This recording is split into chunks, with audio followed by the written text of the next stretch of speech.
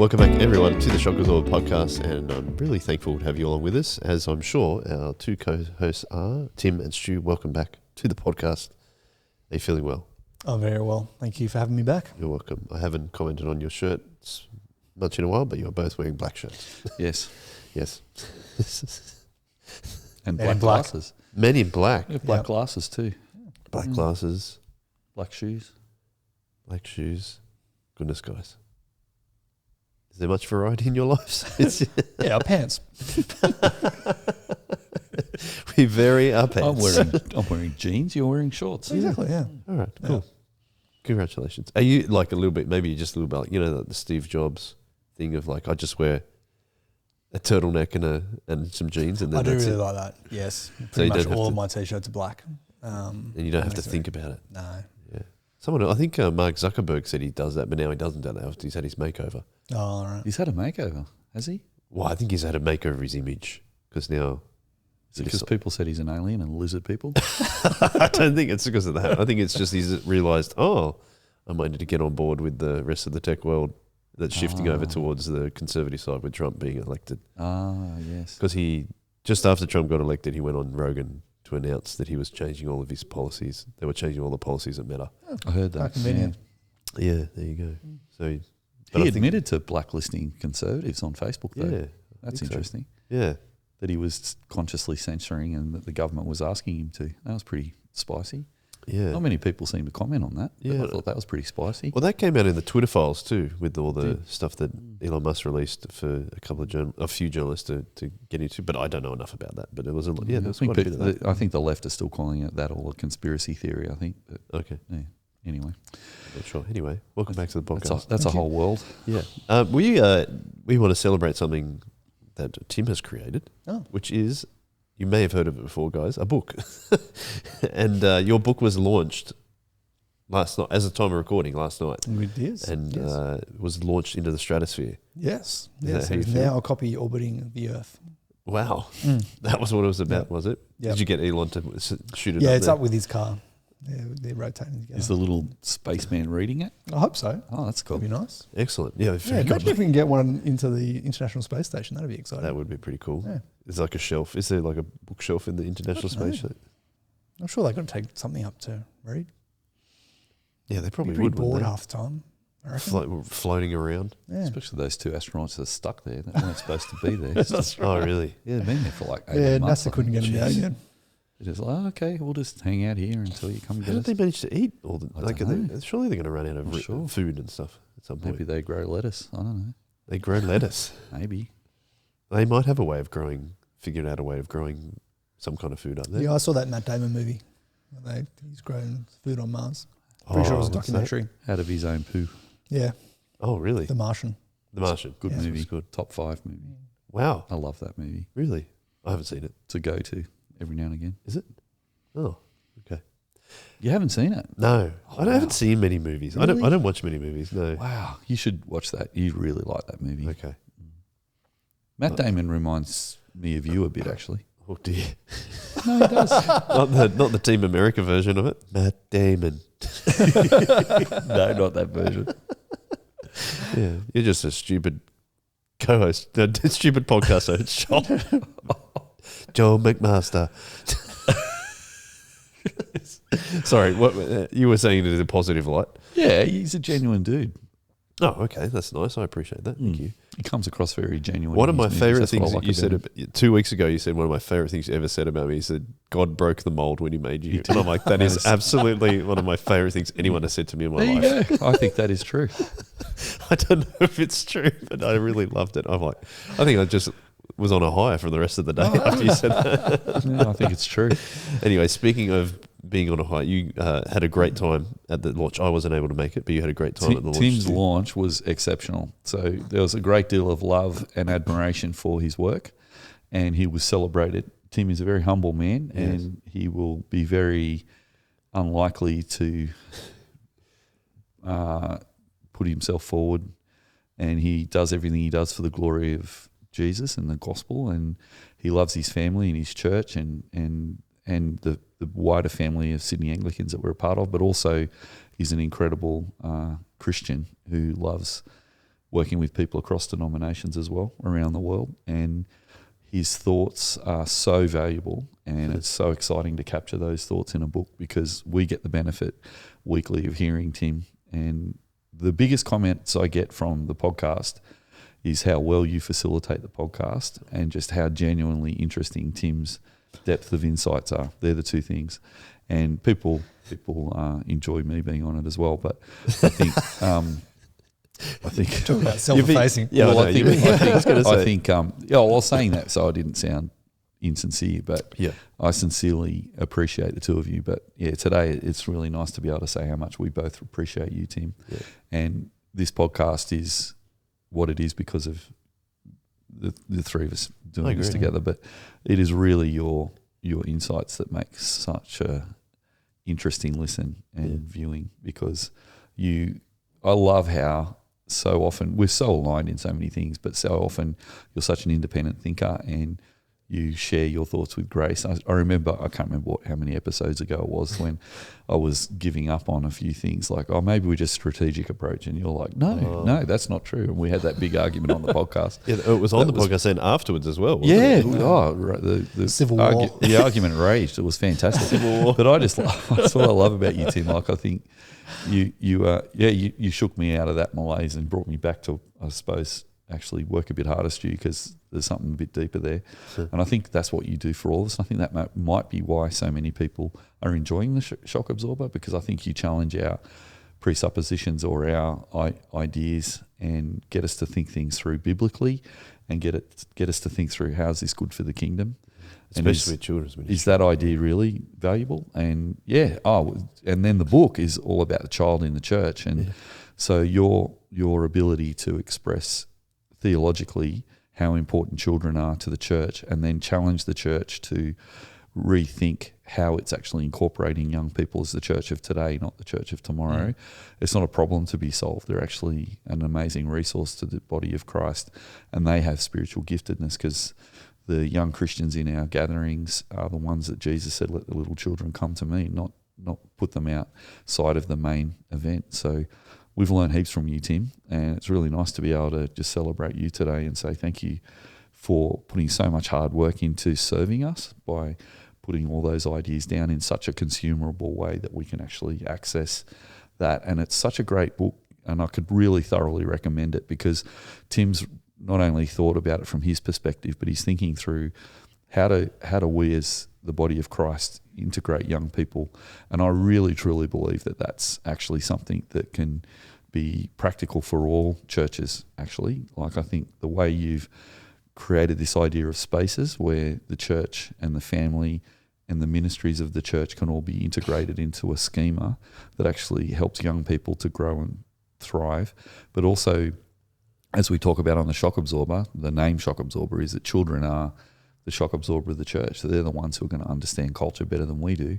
And rather than us just importing our culture onto them and enforcing our culture on them and bringing them up to replicate our culture, there's this lovely conversation that takes place in your schema where young people can actually help us to rethink the structures of the church so that we can grow and change as the culture does, but still stay true to the scriptures, so that the Bible is our authority.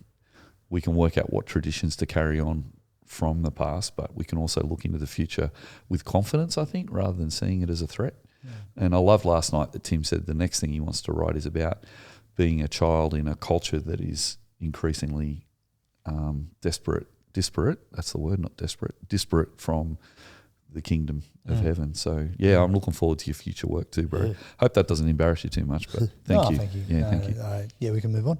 What do you think? It's called The Child in God's Church. The Child in God's Church. And you tell me how many words is it? You said I can't remember.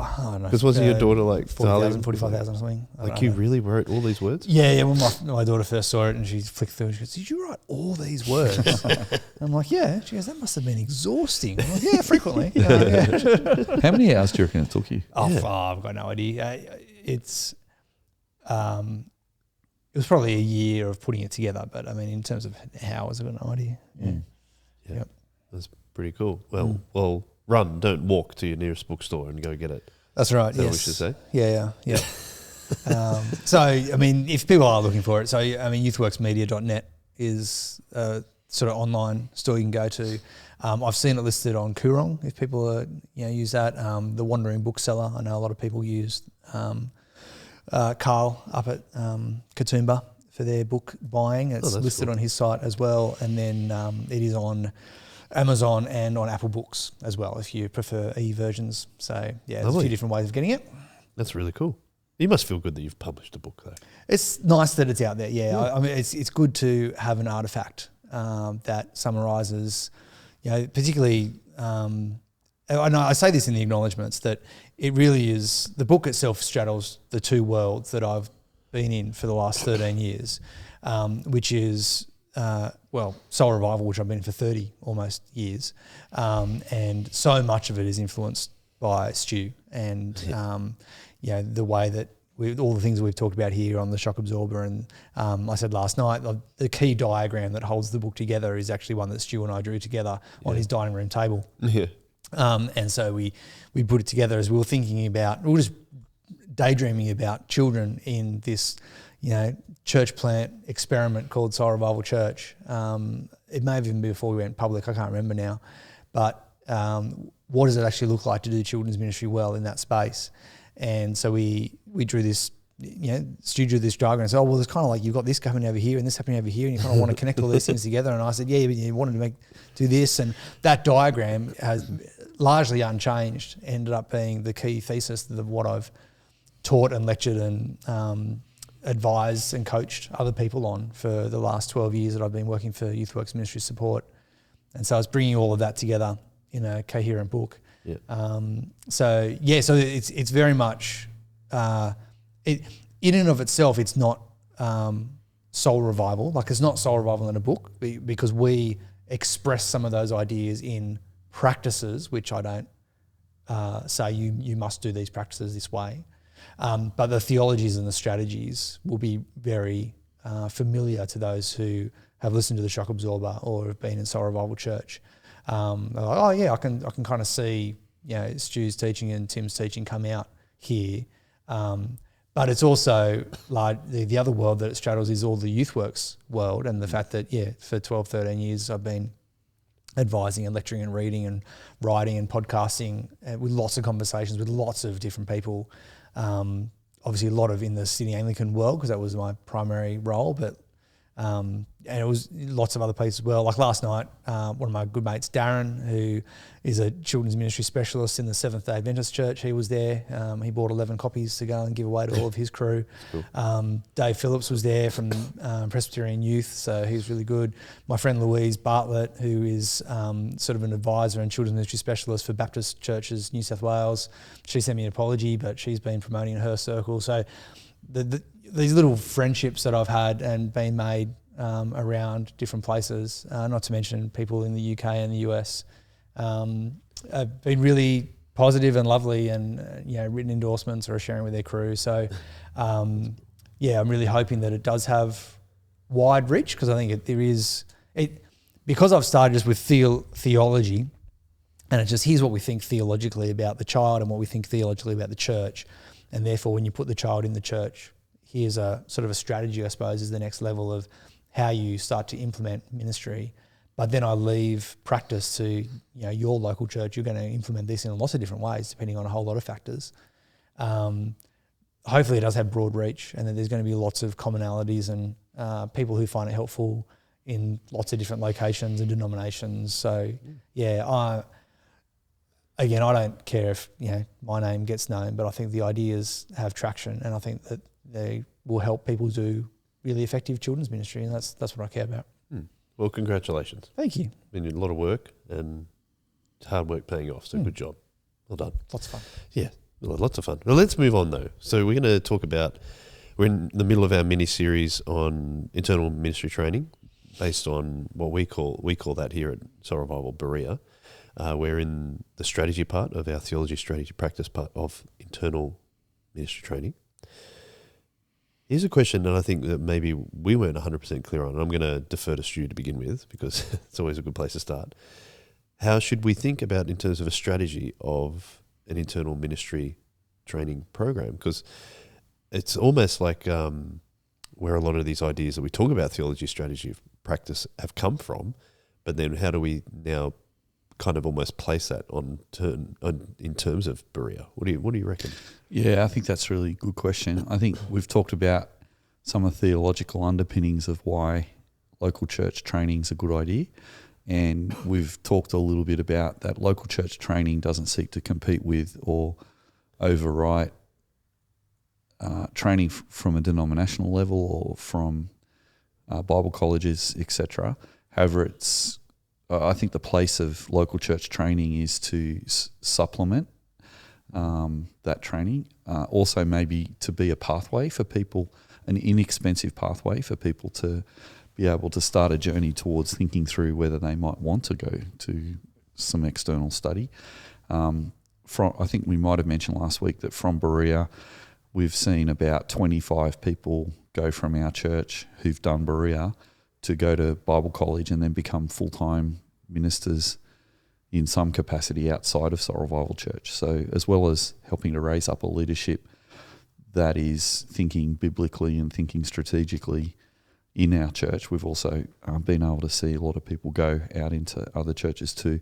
Our strategy is pretty much with local church training, rather, coming out of our theology and thinking of it, the theological in our context. So theological training will look different in different contexts. But one of the contexts we had, especially early on, was we needed to make it inexpensive. So even though there were other models of local church training that are fantastic and actually way more influential and successful, I suppose, in gospel terms for the wider church, like MTS, for example. The reason we didn't lean into MTS in the early days was because of the cost of it, that it actually meant that people had to raise money. A lot of the young people that live in our area has become more affluent over the years, but particularly in the 90s, there was still a lot of people who didn't have the resources to be able to access MTS, and our church definitely didn't have the resources to be able to supplement that too. So we were looking for something that was low cost, but that was just as profoundly encouraging to people to think about gospel ministry, whether they're paid or unpaid. And so in our context, we thought through, we had some inspirations from elsewhere, but how do we take the theology and put it into practice? And one of the really important thoughts that I had early on was that when Jesus trained his disciples, he shared his life with them and he lived with them for 3 years. And when he taught them in the context of the crowds. So there was this sense of discipling people publicly almost. So Berea has always been an opportunity to disciple people publicly, where there's an invitation to anybody who wants to come to a Berea tutorial, let's say, at my place, sit around the lounge room, have lunch, watch a movie, talk about it, etc. But basically what the strategy is to say, let's show the young people who come to Berea and the older people too, what our framework is, theologically, strategically and practically, and then give them a chance to see if they want to adopt that framework for their own life or if they have a different framework. So Berea's always been about sensitively showing how different theological traditions operate, and then look at different strategies that churches have for ministry that explains their practice. So I think Timothy Keller said it as well, that you can have two churches that have the same theology, but funnily enough, they have a different practice. Where does that come from? And so we agree with the idea that the strategy that you choose to put the theology into practice will create different practice. So, for example, Soul Revival Church has an intergenerational strategy.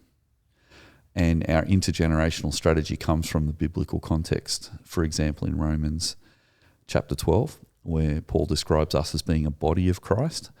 And so we've lent into expressing the body of Christ as an intergenerational expression. And so that decision strategically to be intergenerational means that we have a practice of services on the weekend where anyone can go to any service. And so people of all ages go to each of our church services. That's in contrast to some other churches, even in Sutherland Shire where we are, where they have a different strategy. So the strategy of the theology that influences other churches is If they're for mission, if the church's culture is a bit of a barrier to people in the area, let's make the church culturally as similar to people's environment as possible in order for them to understand the culture of the church, take away unnecessary barriers for entry for people. And so the strategy is, let's create a homogeneous unit strategy where homogeneous units or like groups meet in separate services. So the strategy of most churches around our area that are big enough is to have a traditional service for the people who like a prayer book service and the hymns, have a contemporary family service for the families, and then a youth service in the evening. So that takes away barriers of entry to young people who are used to only hanging out with other young people in our culture. And so it's a bit more individualistic, which is what our culture is like. So the practice is different services for different ages. So if you graduate out of primary school and go to high school, the expectation is you leave your community on Sunday morning and you go to another community. So there's inbuilt transience into that model. Whereas our model is you can just stay in that church. You don't have to leave it. You can still go to youth group and you can go to a young adults sort of expression that might be happening as well, but you don't have to leave your family. And it's good for you to grow up in your service, in your family. So our strategy of intergenerational versus homogeneous unit principle creates different practice. Yet the churches that have those two different practices have the same evangelical reformed theology. So I find that fascinating. And the idea of Berea is to help people to understand that. Yep. The other thing that I think is fundamental is to understand the strategy is we de-emphasise the expert in soul revival. I loved hearing Tim saying, it doesn't matter if people know my name. It's just important that God gets the glory and the ideas are out there. When I was at University of New South Wales in the early 90s, I was working as a tutor in the General Studies Department and the Political Science Department. And my General Studies professor, he was really influential on me because he said, when you teach, I don't want you to come across as an expert. I want you to sit alongside everybody else as a learner, and you are a little bit further on in your journey as a learner, so you want to share the things in your journey, but you can still learn from the people who are in the room.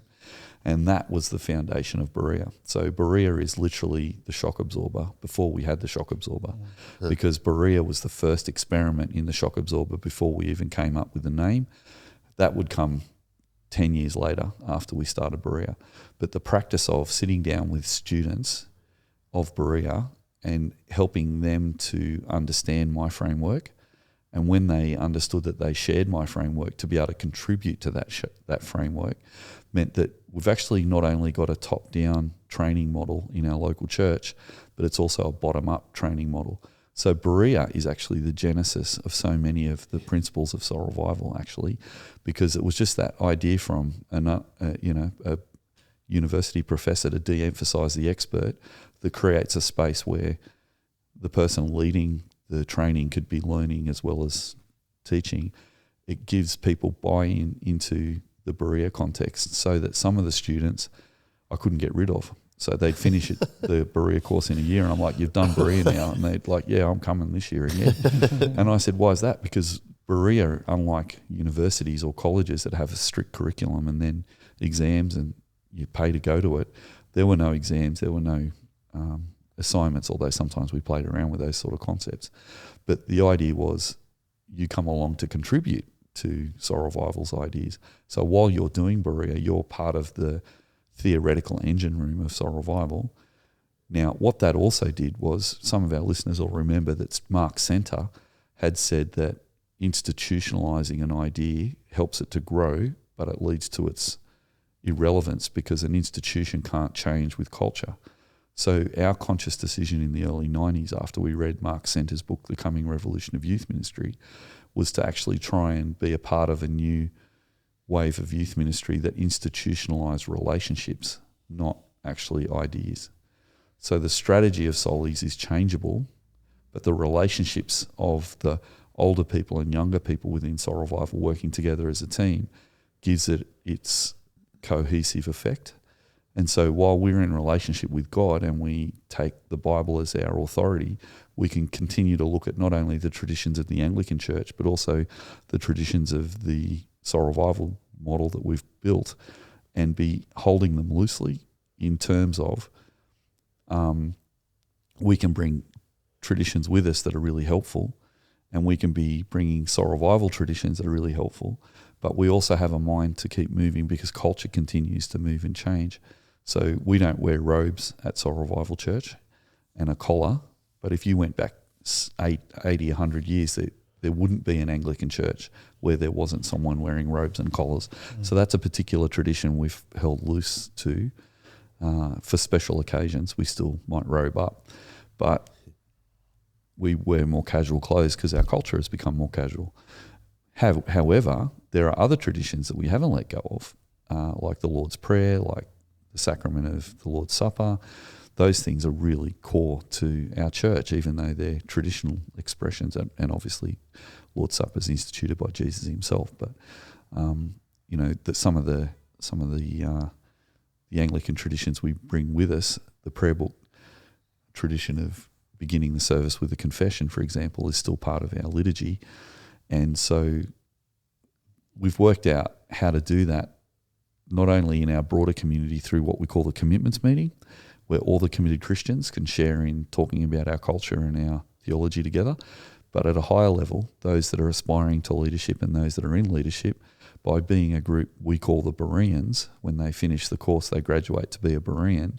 There's an invitation for the Bereans as young leaders to continue to walk with us through our trajectory as we go forward into that discussion. So it actually is quite a important mechanism for our church strategically. And if the culture changes, Berea will help us to work out how to change. But we'll do that in a relational aspect where the older people won't be fighting against the younger people and vice versa. Yeah, or there's, like you said, there's no like real solid curriculum that everything has to be taught. Doesn't have to, yeah. And so what we've done is we've created a third place, and people will know that third place is important to us.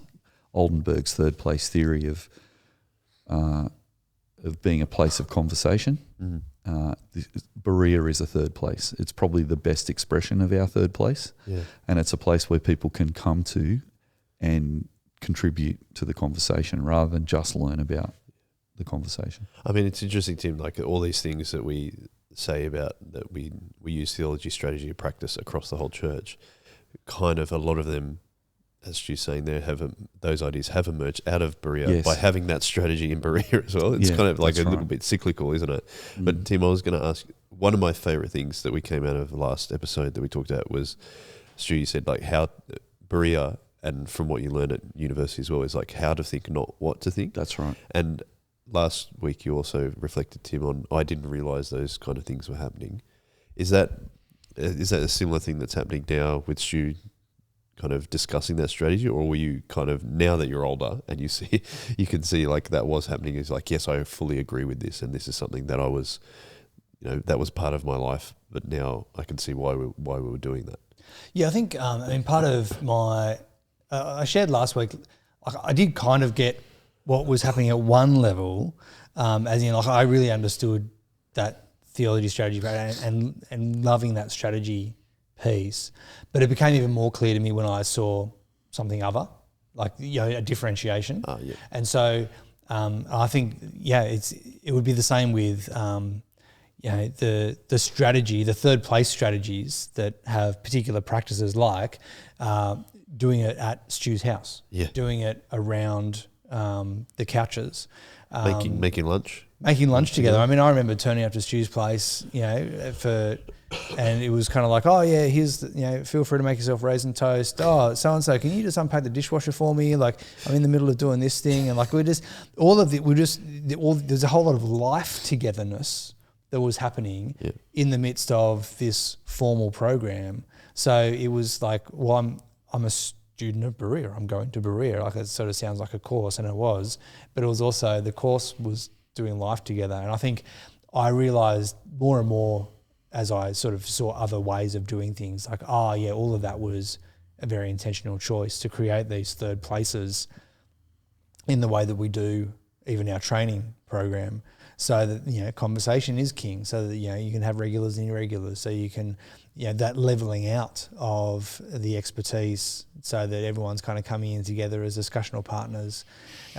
Those kind of strategies did create that community aspect, and so we now talk about third place as being like our overarching strategy. One of the ways that we are trying to share the gospel person to person, culture to culture, place to place, generation to generation. That third place makes a key part of that. And so we're trying to experiment with that overarching strategy in all of the different service teams. But as Stu's articulated, like the Berea one is a particular hyper version of that, I suppose, in one way, in that it's a really excellent way of being able to express how do we actually do community together. I had a conversation with a friend who came to the book launch last night, and he basically asked, is all of this just a pipe dream? Is it just a utopia? Like, can you actually have community in the way that you've kind of, talking about and describing? And I said, well, it depends how you meet together as God's people. It depends on how you do church. And for the purpose of this conversation, how do you actually do training? If it's, a couple of sessions, speak from the front, couple of discussion questions, let's break for lunch, let's come back, lots more leading from the front, then no, community is not really being formed in that space, in the more sort of traditional institutional educational type things, the manner of doing education and training. But if you're sitting around in couches and you're having conversation and you're having community, then yes, it is shaping. You are not just engaging with content, but you're engaging with content in the context of community. And it's that community aspect that is really key, and doing that together. And one of the things is, I was chatting with my mate last night because the event was hosted at church.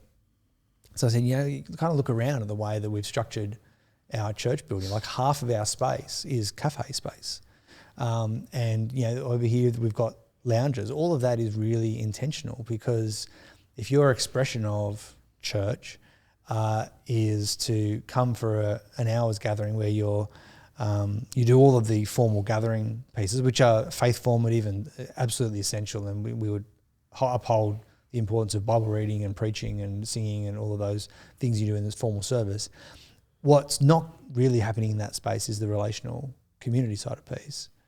And so if your Sunday I'm going to church now is to go do the formal gathering part and then stand around with a cup of tea and a biscuit and have 3-5-minute conversations and then get in your car and go home. Well, no, it is a bit of a pipe dream then to think that community will come out of that. It's not going to happen. You're not providing the opportunity. Whereas if you sit down at a table, sit down on a couch, you're actually inviting people into, this is not a 5-minute surface level, how's that local sports team conversation. Yeah. This is actually doing life together. And so as we bring that into the training space, we're trying to say, we are training, we have content, we have things that we are learning about and growing in and developing in and understanding, but it's in the context of community. And that's just been the really key distinctive of the way that Stu has led us in our training program. I remember just a Berea memory from me. So we were doing it at your house, Stu, and I think we were doing it in the mornings at some point. Yeah, I think when we first started it was your house, and then we had to move somewhere else, which was fine. But I remember you hadn't had breakfast and you came back, you'd gone down to the servo, got a meat pie and buttered 2 pieces of bread and then mashed the meat pie in between the 2 pieces of bread. And I was like, what is this? Is this what I'm doing here? I have no idea what is going on here, but I've never seen anyone do that before. But I was very surprised. Never done it myself. That's actually a tradition that I brought to you. Well, I'm sure it is. From the Girling household, Louise's family, Louise Girling, who's now Louise Crawshaw. Her mother used to run a cafe/corner store, and her thing was to get a slice of bread, butter it, and put a pie. It's called a pie sandwich. Pie sandwich. And so when I first went to her place and got given a pie sandwich, I was like, I think this is the best thing I've ever seen. There's carbs on protein, and tomato sauce. It's fantastic. Yeah. So yeah, that's my go-to delightful fast food. That's if I can pull it off. Yeah. I thought coming for back breakfast, I was just like, well, goodness me. Oh yeah, that's why I'm the particular fantastic size and shape I am, because I wasn't trying to go down that path. Some of my culinary choices in the past haven't been the best, but I may have had one or two of those in the past. Another one actually that was even better from the 70s, which is very Australian, is to buy a roll. Before they used to cut bread up into slices, you could also buy unsliced loaves. Yep. Which I don't know if you can even get them anymore, but maybe in bakeries places, you can. yeah. You can. Anyway, the idea is to eat out the inner thing. Oh, yes. Eat the bread from inside the loaf of bread, and then to pack it full of salt and vinegar chips, and then eat it like a sandwich. And really, if I ever get asked to go on the chip lunch, that'll be my favourite way of eating chips. Oh, wow, really? So, that's really cool. So that's another one. But anyway, come back to this. It's a good example of how things can go down rabbit holes. But that's part of what Berea is, because I would go as far as to say that Berea is the shock absorber of soul revival. Well, that's so. Go ahead. My question was going to be: we talk about our theology being really unchanged. Yeah. But our strategy is slightly flexible. But is Berea where the strategy is the most flexible, or at least talked about? Well, two things. The first of all is Berea is the designer of strategy, theology, strategy, and practice. We came up with that together over a couple of decades of Berea, working on this idea of what's going on with soulies. What are we doing? I mean, we came up with. I'm just writing the second chapter to my PhD at the moment, which is my remembrances of what we did, and it's been fun because I remembered that it was the early days. The only new idea we had was that we felt permission to look for a new idea. So we looked at the Jesus movement, who sat around and came up with a model that was different to their parents. And then we read Mark Center's book, The Coming Revolution in Youth Ministry, and he said two things. One was young people are the ones who drive change in churches historically, and he backed that up with 200 years of youth ministry history. The second thing he said is by the 1990s, we were ready for a new era of youth ministry. So we thought those three things combined, wow, Jesus movement did do that, but their model's out of date now, and the 90s is time for a new youth ministry expression, and it's young people who will work it out. Now you combine that with the strategic memory we had of Berkeley in the 60s, where the Berkeley students basically did Berea to work out how to design their version of the civil rights movement, their anti-war movement, and also all the feminist movements and the gay rights movements and environmentalism that all came out of Berkeley. It's funny, in the 1960s, the FBI made a movie to be distributed across America into the universities across America to warn them of the radicalness of Berkeley and not to become like Berkeley.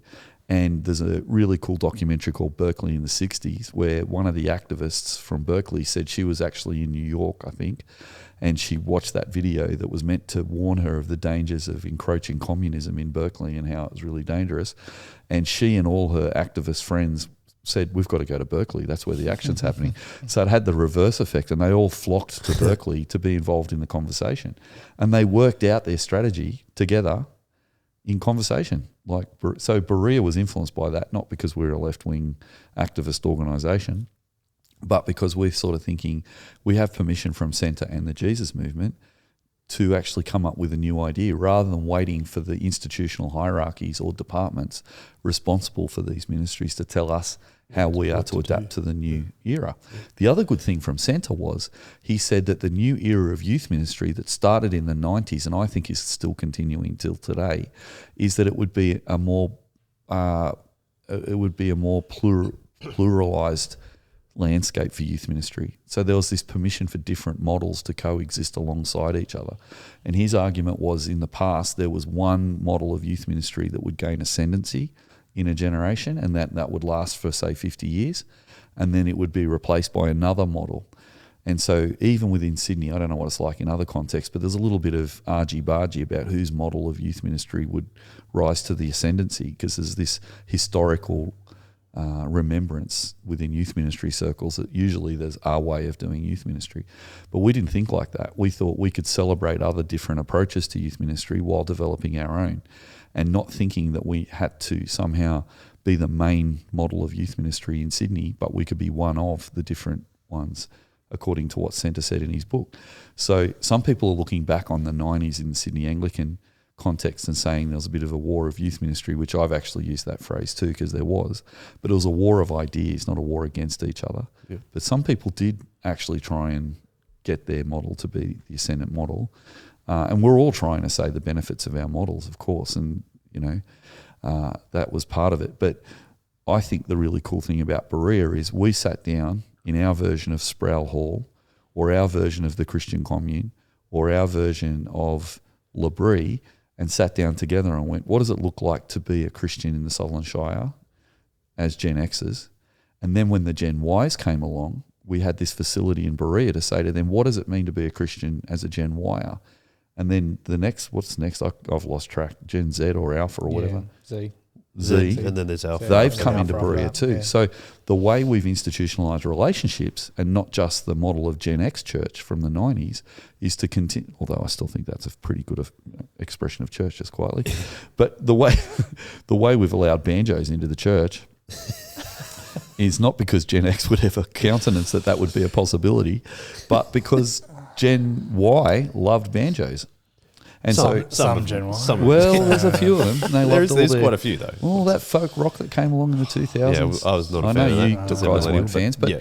Jared They was Spring popular. loved all that kind of stuff. Very popular. What's some of the bands? What's that? Like Mumford and Sons. Mumford Sons, yeah. yeah. So all that sort of stuff, like, hey, cool, knock yourselves out. But I never imagined it would be part of the style of soul revival, but it did. Surprisingly. But that's because I sat down with people who explained that culture to me, and we worked out together that could be part of soul revival. So the overall thing is, if you imagine this organic group of people who is in flux, there's people coming and going. Actually, when people graduated out of Berea, we came up with this idea that maybe we could call ourselves the Bereans. So then not just the staff of the church are driving the vision, but the Bereans, who are paid and unpaid, are driving the vision. And in recent years, we've actually been incredibly blessed that our Bishop, Peter Haywood, has been prepared to commission people who do Berea to be lay readers in the Anglican Church. So we now have formal volunteer pastors, we call them, who are Berea graduates. And so the other thing we call ourselves Bereans for is that we say that, instead of just Stu being the paid staff member who's leading the church, Stu and Lou can be part of it. Now, Lou's not a pastor, but she's a Berean. So we consider people who are married to pastors Bereans as well. Yeah. And so there's this really beautiful leadership extension that can involve tent makers and people who are set aside on a stipend to be actually collaborating with each other to lead the gathering of God's people together. Yeah. And through that Berea thing. Yeah. And it fits with that community idea that you were talking about, Tim, right? That's right. Yeah. Okay. And because as you do graduate, and if you do, accept that invitation to become a Berean and a shaper of the church, again, that is an expression of we're doing this together. Like we actually, and the paid or not paid, the shared leadership of that Stu was creating, of saying we are doing this together, inviting others into that to help make the decisions for the church and help shape culture together. So again, there's very much a relational core there. Yeah. And is it practical? It is if the leader makes it practical. Right. So if the leader's willing to divest some of the opportunity of setting vision to a broader group of people and include in that not just the wardens and the parish council and the elected representatives and the paid staff, but also people who are really godly Christians of good conviction, character and competency, it actually expands the ministry potential to do that. So Berea is also a safeguard where we can be constantly coming back to the Bible saying, is what we're doing biblical? Yep. So that the Bible is our authority, so that we can experiment with different things. But also today we're going to do Berea this afternoon at time of recording with a whole batch of new young people. Yep. My second son, Elijah, hopefully will be part of that. Ethan's already gone through it. And there's some kids as young as 18 going to be doing Berea today. And I'll be hoping to be a part of that this afternoon as much as I can this year, because I get to hear from 18-year-olds, hey, what are you thinking about the world? So, yeah, it's a really lovely way to continue to have young voices partnering with older voices, because I think in the broader Christian world, it seems to me that previous generations of thought leaders then get replaced by new generations of thought leaders, who then get replaced by new generations of thought leaders. And that's okay, but Berea brings a continuity of thought so that it gives an opportunity for different generations of thought leaders to continue to be in proximity with each other in a third place, so that they can not have to reinvent the wheel each generation, but can actually collaborate. I'm hoping after I retire as senior minister, I'll still be in the Berea ministry because I'd like to be in Berea until I die if I can. Yeah. And that would be lovely if that sets a pattern for you two to be able to do that as well. Yeah, absolutely. Well, it's been a fun episode. Yes. Thank you very much. Thank you, John. I really love the way you finished on that, Stu. That was I think I'll get the title out of the episode for that section, so thank you very much. We're going to continue next week talking about Berea, but in practice, how that actually looks like and what we actually do on the ground or in Stu's lounge room or wherever it is. That'll be a really fun way to really round off this discussion. But for today, thank you very much, guys. If you have any thoughts or questions, if you're listening or watching, please email me, joel@shockersorber.com.au. I'll very happily respond. And I think that's a good way to finish, to say thank you very much. And we'll finish off with a one way. One way. One way.